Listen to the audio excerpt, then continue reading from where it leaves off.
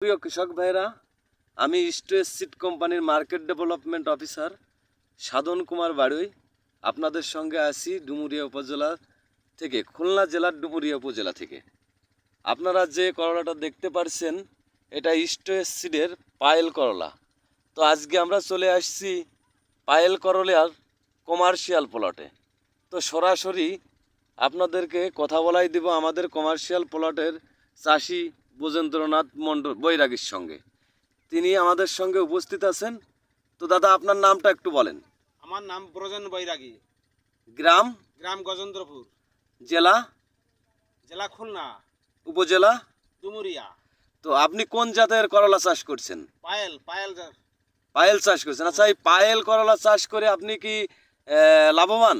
লাভবান মানে আমি আজ 10 বছরই চাষ করছি, খুব লাভবান। আমার দেখে না আলু আর 25টা চাষি আমার এই চাষ করতেছি।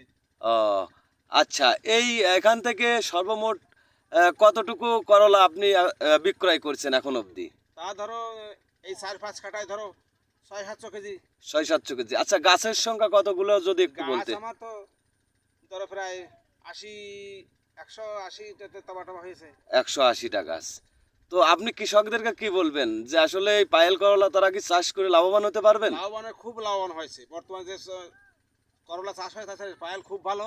আমরা এই চাষ করে খুব উন্নতি করেছি সব। তো আপনারা, ভালো। অসংখ্য ধন্যবাদ আপনাকে। আপনারা তো দেখতেই পারলেন আমাদের কৃষক ভাই কিভাবে বলছে যে পায়েল করলা চাষ করলে অবশ্যই আপনারা লাভবান হবেন। তো অবশ্যই আপনারা পায়েল করলা চাষ করবেন। স্ট্রেসের সিড মানেই ভালো বীজে ভালো ফলন।